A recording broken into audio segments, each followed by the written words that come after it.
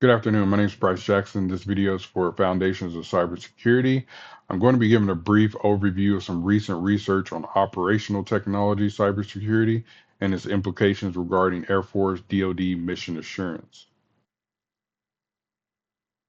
So first off, what is OT? What is operational technology?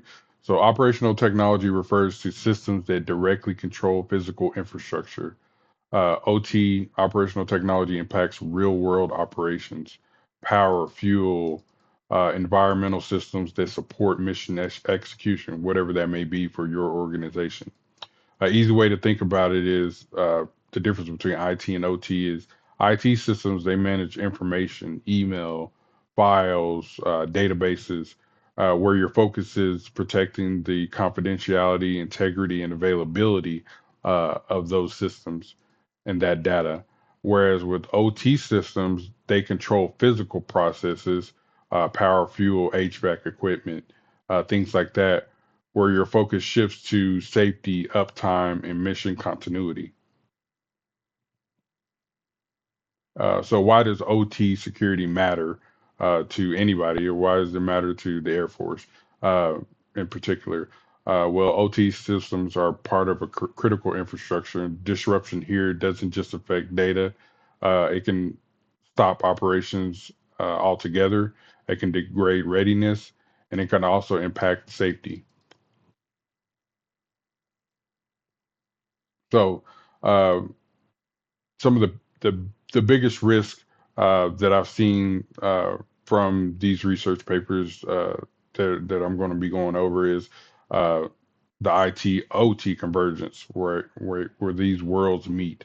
So OT has historically been isolated um, OT systems, right? So like your temperature controller or temperature sensors, whatever kind of sensor that didn't need to be connected to a network, that didn't need to talk to the cloud or anything like that. And so now with our ever growing digital world, those things are connected.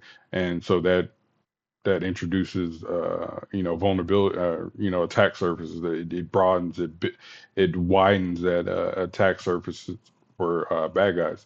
And so OT systems weren't designed with cybersecurity in mind. They were designed for availability and functionality. They just worked. Now, with this interconnected, uh, this is creating exploitable gaps. Uh, so, diving further on that, the insight that the research papers provided, like I said, it increased the attack surface.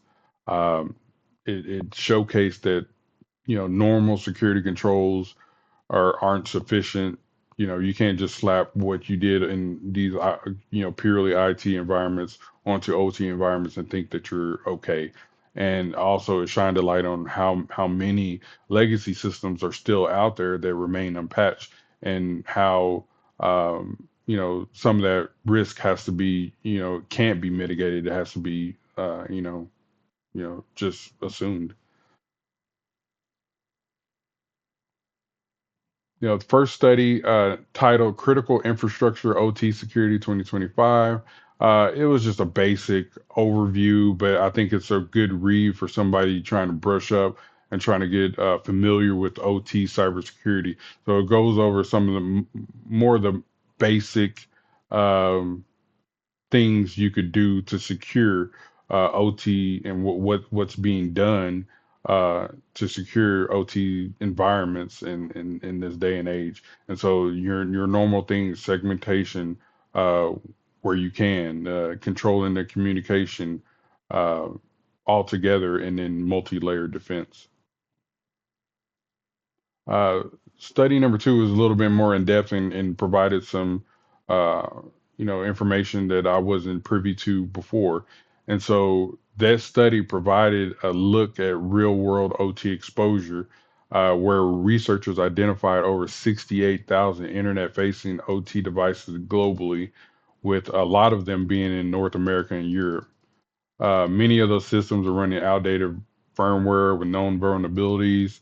Um, but they can't be patched because of concerns of downtime or operational disruption, right? So them being possibly down for any amount of time is more pressing than patching something that may or may not be, exploited.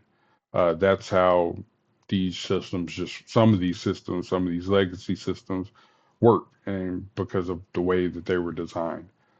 Um, Additionally, it kind of talked about, common industrial protocols like Modbus TCP and how it lacks basic security features such as encryption, authentication, making it susceptible to interception, command injection, and DDoS attacks. Uh, in some cases, and I think this is where this article was kind of clickbait,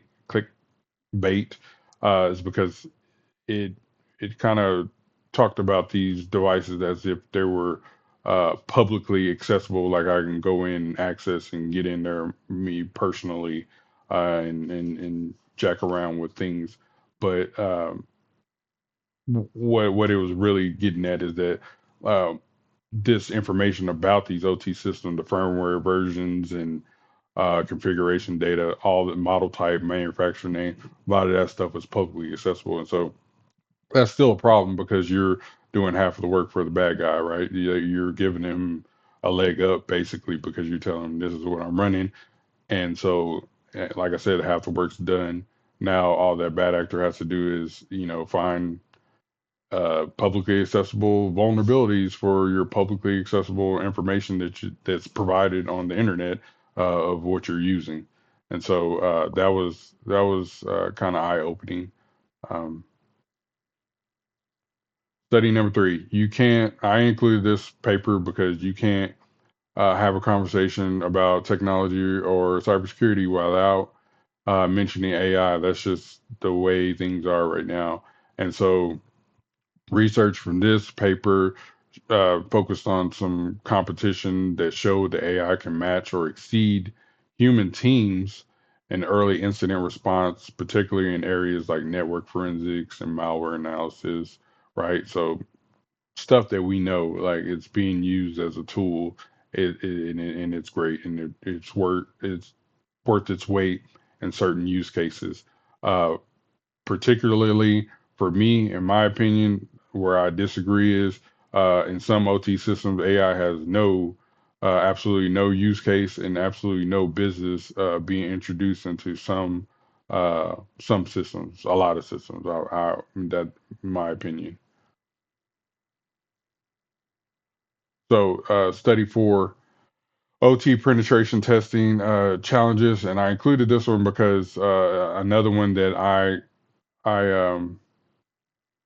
kind of not took issue with, but I had a rebuttal, and so the ACM study here showed that OT penetration testing lacks standardization, whereas traditional IT testing methods aren't effective with OT. They're often unsafe, and there's this disconnect between cyber teams and engineers, um, where I have issue with what it seems like they were pushing for is for the standardized framework, right, for red teamers. And the reason why there isn't, this that I know of, the standardized framework that you could plug and play in OT environments is because of the nature of OT environments. Some of them are dynamics. Each of them are mission specific, and so that OT system is built with a particular task in mind, and uh, its environment might have several different things from several different manufacturers, tools, machine tools, sensors, uh, from proprietary with proprietary software, and so um, you know working around you can have standardized language, and I think we have that, but a standardized like testing methodology where you have this process that a foundational process where you can, I guess, use it as a stepping, path or process.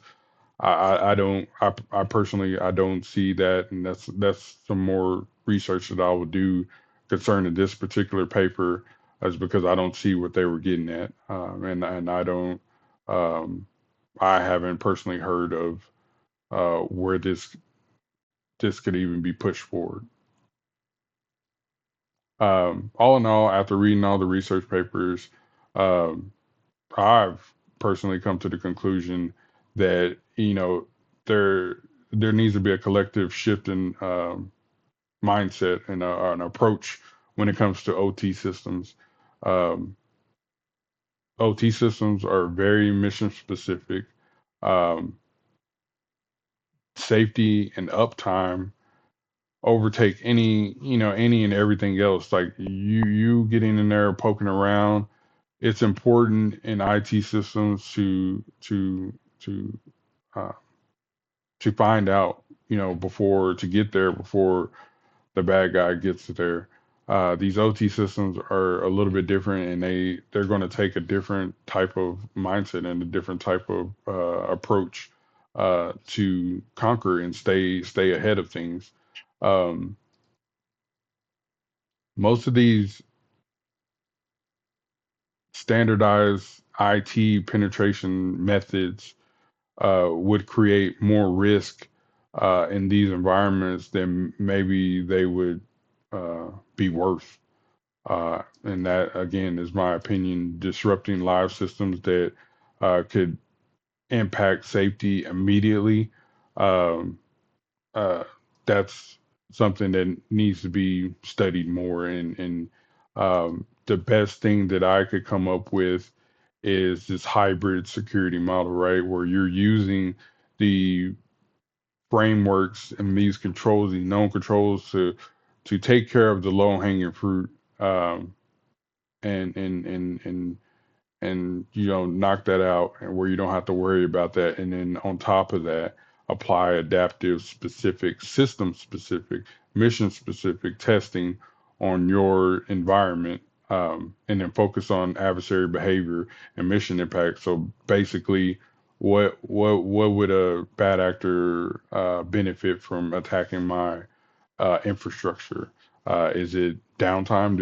Would they benefit from my OT system just being down? Are they trying to get a hold of the proprietary information, their proprietary software or proprietary tools that I have? What is it? It might be all of those things. It might be all of the above. But that's where you go in and you tailor your controls. You can tailor your security measures to your specific um, uh, OT system and OT environment.